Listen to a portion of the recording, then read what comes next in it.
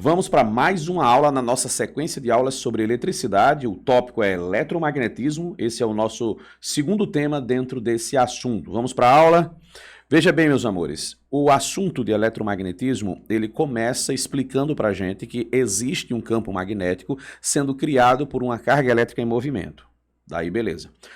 Logo na sequência, a gente vai aprender as consequências disso, que é a força magnética sobre cargas elétricas, para entender os motores elétricos, e esse é o tópico dessa aula. Vamos então começar a nossa diversão por onde? Olha só o que é que você tem aqui. Aqui eu já montei para você um resuminho das coisas que a gente já sabe, mas que serão importantes e relembradas, porque elas serão base para esse nosso pensamento de hoje, tá bom? Então, o que é que nós já sabemos? Já sabemos que a carga elétrica em repouso, ela cria apenas campos elétricos, tá bom? Então, se uma carga elétrica está paradinha, ela cria nesse seu entorno, né, nesse espaço à sua volta, um campo elétrico, que pode ser um campo elétrico de convergência, no caso das cargas negativas, ou de divergência, seria o caso das cargas positivas. Vamos lembrar de mais um ponto. Carga elétrica em movimento também produz campo magnético. Isso foi das aulas anteriores, tá bom? Do primeiro tópico que a gente discutiu, esse tema chamado eletromagnetismo.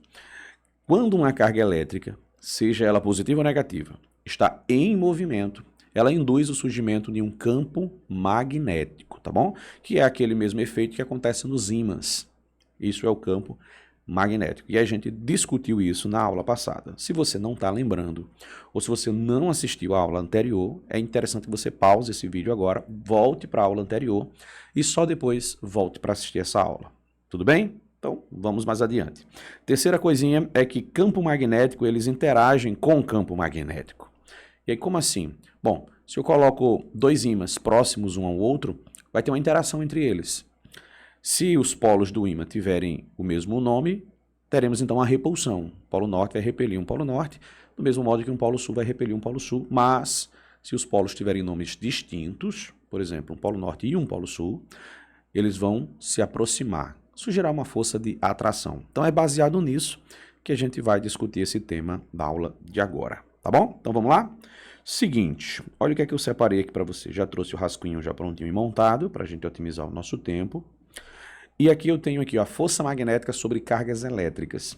Você vai pensar o seguinte, quando uma carga elétrica, você pode acompanhar a leitura, tá bom? Quando uma carga elétrica em movimento penetra uma região onde existe um campo magnético, ela fica sujeita a uma força de natureza magnética. Olha como isso torna-se óbvio quando a gente pensa o seguinte, se a carga em movimento, ela cria seu próprio campo magnético, e aí, de repente, ela entra em um lugar que já existe um campo magnético, então vai ter uma interação entre o campo magnético criado pela carga e o campo magnético que já estava naquela região. Não faz sentido? Viu aí? Pronto, como que é essa interação? Então, trazendo já assim, tudo já mastigadinho para você, eu trouxe essa imagem para você dar aquela analisada comigo. Aqui eu tenho o espaço entre dois ímãs, aí o ímã vermelho é o norte e o azul é um lado sul de um outro ímã.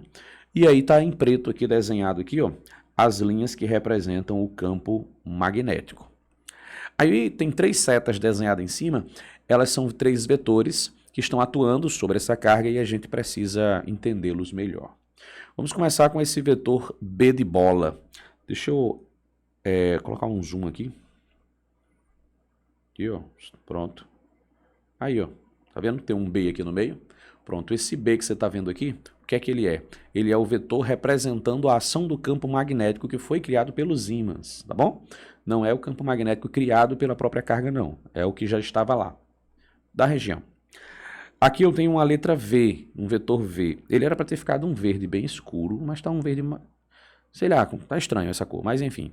Essa letrinha V que aparece aí é V de velocidade. Então ele está expressando a ideia de que a partícula ela está vindo lá da parte de trás da página ou da sua tela e saindo dela, tá bom? Então esse vetor V representa a velocidade da partícula. Um detalhe importante é que a partícula que eu escolhi para representar aqui ela é positiva. Como você vê aqui tem um sinalzinho de mais no meio dela, tá bom? Então a gente vai começar analisando as positivas, só depois a gente faz uma análise das cargas negativas. Então essa carga positiva está movimentando-se de acordo com esse vetor V. Bom, na hora que ela entra nesse campo, com essa velocidade, surge a força magnética, que aí está representado por essa setinha vermelha. Essa setinha vermelha é a força magnética. Observe que essa força magnética ela é perpendicular tanto ao campo, como essa força também é perpendicular à velocidade. Se você imaginar que existe aqui, ó, deixa eu pegar aqui uma canetinha de outra cor, aqui, ó, aqui, ok. Se você imaginar que isso aqui é uma área formada entre os vetores V e o vetor B de bola, você vai ver que esse vetor F ele é perpendicular. Ficou claro, não ficou? Deu para entender? Que ele é perpendicular a essa superfície formada por esses vetores. Deixa eu apagar isso aqui, para deixar o seu desenho limpinho novamente, e pronto. Como saber para que lado a força vai atuar e qual é o valor dessa força magnética? Então, para isso, a gente vai recorrer aqui agora. Deixa eu diminuir aqui mais um pouco, foi demais. Ops, aí tá bom já. A gente vai vir para cá, ó. Vamos começar com o valor dessa força, tá bom? O valor dessa força é expresso por essa equação, e aí é a hora de você fazer o print ou já anotar. A força magnética ela é QVB seno de θ. Vamos lá, o Q é a quantidade da carga elétrica, a letra V é o valor da velocidade, a letra B é o valor do campo magnético, e esse θ, esse ângulo, é o ângulo que se forma entre, olha só, entre a velocidade e o campo magnético. Isso aqui são dois vetores, tá vendo? A carga não é um vetor, é um escalar. Então, você vai analisar esses dois vetores e o ângulo que ficar entre eles dois significa esse θ, tá bom? Vamos voltar lá na figura para dar uma conferida? Vamos aqui, ó. Pronto. Esse ângulo aqui, ó, que se forma aqui, esse é o ângulo θ. Isso é importante, a gente vai ver já já por que isso é importante, tá bom? Segunda coisa que você precisa saber é direcionar a força para o canto correto. E aí existem duas técnicas. Uma é conhecida como regra da mão esquerda e a outra é conhecida como regra do tapa. A regra da mão esquerda, e aí eu não anotei no material porque eu não costumo usar a regra da mão esquerda, mas vou te ensinar caso você ache fácil, tá bom? Você vai pegar esses 3 dedos da sua mão esquerda, certo? Olha, você tem aqui o polegar, você tem o indicador, você tem esse dedo maior aqui, né, o dedo médio, e aí você vai lembrar da seguinte sequência. Faça um bom vestibular. Faça um bom vestibular. Faça um bom vestibular. Por que eu disse essa frase? Porque F, faça. Bom, começa com a letra B. Vestibular, começa com a letra V. Então, você tem F, representando a força. Você tem bom, que é a letra B, representando o campo. E você tem a letra V, representando a velocidade. Força, campo e velocidade. Faça um bom vestibular. Sacou? Aí você vai pegar esses 3 dedos e você vai posicioná-lo nessa posição aqui, ó. Tá claro para você que posição é essa? Fica fácil de entender aí? Pronto. Por que a posição é desse jeito da mão? Porque ela tem que representar uma quina de algo tridimensional. Deixa eu fazer um desenho para você. O que eu quero dizer para você é o seguinte. Deixa eu pegar aqui, ó. Imagine que você tem um cubo, certo? Pronto. E eu quero que a sua mão, os seus dedos, indiquem esse sentido aqui, ó. Esse e esse aqui, ó. Você está indicando essa quina, certo? Com a sua mão esquerda. Agora volta para mim, olha só. Você vai fazer isso aqui, ó. Certo? E aí o que você vai fazer? Você vai posicionar os vetores de acordo com a situação problema. Vamos supor que a questão quer saber para onde é a força. Então ela vai ter que dizer para onde é o campo e para onde é a velocidade. Vamos imaginar então que... Põe na tela, dona, a imagem de novo. Aí, pronto. Deixa eu só ver aqui. Deixa eu ver aqui. O campo tá para lá. É isso? De acordo com a imagem? O campo tá para lá. Então eu vou ter que pegar aqui, ó, o bom, né? Eu faço um bom vestibular, o campo, que é o B, e tenho que apontar para lá. Então eu vou ter que pegar essa minha mão e dar um jeito desse meu dedo ficar voltado para lá. Certo? Pronto. Agora, para onde está o vetor velocidade? Deixa eu ver aqui. Em relação a mim aqui, a velocidade está saindo da tela. Não é isso? Então, ela está indo aí para o seu lado. Então, olha aqui para mim aqui agora. Pode pôr, dona, na tela cheia. Pode abrir aqui para mim. Isso. Pronto, deixa eu pôr a minha mão mais... Aqui tá bom, pronto. Então, olha só como é que fica. Para lá está o campo. A velocidade da partícula está aí em direção a você. Olha como a posição do polegar que representa a força ficou. Você viu? Então, você tem campo, você tem velocidade, então você sabe que a força magnética ela é para cima. Ah, professor, mas se a partícula estivesse andando no outro sentido, você mantém o campo magnético e gira esse dedo aqui para o lado oposto. Quando ele vai para o lado oposto, o polegar fica para baixo. Então a força magnética seria para baixo. Outra possibilidade, você vai mudar o campo, então você teria esse dedo continuando apontando para você, mas você precisaria pegar o campo e inverter o sentido. Olha, se eu vou manter esse aqui, ó, vou manter esse, vou só girar o indicador, tá vendo? Na hora que eu faço essa inversão, olha o que acontece com o polegar. O polegar agora ficou voltado para baixo, você percebeu?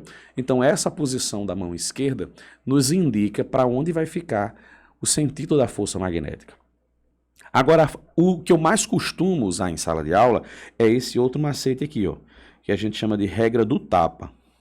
Deixa eu colocar aqui, pronto, regrinha do tapa. O que é que tem nessa regrinha do tapa aqui? Ups.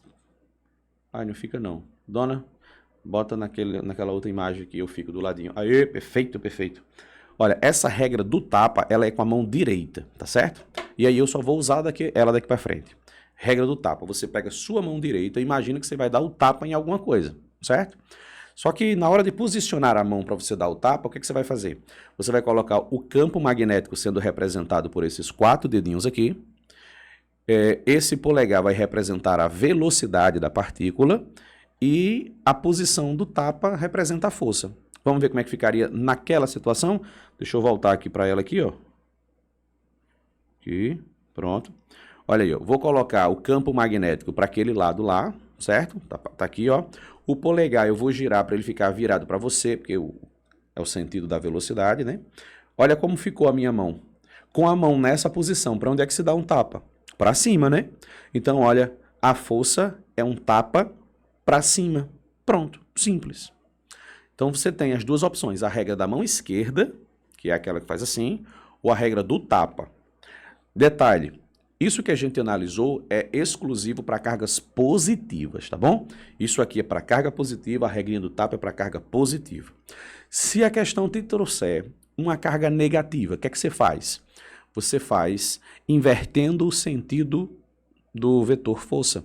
Se você fizer com a mão esquerda e o vetor força ficar para cima, aí você lembra, para cima se fosse carga positiva. Como ela é negativa, então é o contrário de para cima. Qual é o contrário de para cima? Para baixo? Pronto, resolvido. Se for com a regra do tapa, o que é que você faz? Você posiciona a mão, certo? Lá. E aí você pensa o seguinte, se a carga for positiva, você dá um tapa com a palma da mão. Se a carga for negativa, você vai dar um tapa com as costas da mão. Então, se a mão ficar desse jeito e a carga for positiva, a força é para cima. Se a carga for negativa, a força é para baixo. Você viu como é prático utilizar a regra da mão direita e da mão esquerda para deduzir o sentido desse campo magnético, dessa força magnética? Não é uma coisa tão complicada, né? É dar um treinozinho para a gente conseguir chegar nisso aí. Bom, agora deixa eu passar aqui para a próxima página, porque agora a gente vai ver algumas particularidades dessa equaçãozinha que a gente acabou de ver. Por quê? Porque a gente tem 4 variáveis. A gente tem o Faço Bom Vestibular, né? o FBV, e a gente tem o θ. E aí como é que ficaria isso? Tem alguns casos bem particulares. Dá uma olhada só aqui. Quando a partícula ela não possui carga, então imagine algo que está correndo através de um campo magnético, só que essa coisa não tem carga. Ela nem é ferromagnética, não é ímã, não é ferro e nem tem carga. Por exemplo, uma bolinha de plástico neutra. Ela não vai sofrer força. Por quê? Porque na nossa equação não precisa ter uma carga. Se a carga for zero, olha o que tem aqui, ó. Tá vendo aqui? Se a carga for zero, qualquer coisa que multiplicar o zero vai dar uma força magnética zero. Então, não tem carga magnética sobre partículas que não estão eletrizadas. Segunda coisa, letra B. Quando a partícula estiver em repouso, o que acontece? Se ela está em repouso, é sinônimo de que não há velocidade. Então, não importa o que você tem. Vai multiplicar, vai dar zero. Então, também não tem força magnética sobre partículas em repouso. Terceira coisa, quando não houver campo magnético, a corrente elétrica ela existe, está passando por lá, mas aí não tem um outro campo magnético para interagir com essa partícula. Então, você teria o campo magnético igual a zero, e aí esse campo magnético sendo igual a zero, você também vai ter zero na resposta.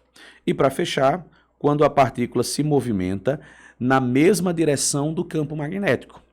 Ora, se o campo magnético ele está na mesma direção, que seja no mesmo sentido ou o contrário, né? Se ela está na mesma direção, no mesmo alinhamento do campo magnético e a velocidade, né, os dois, não vai ter ângulo.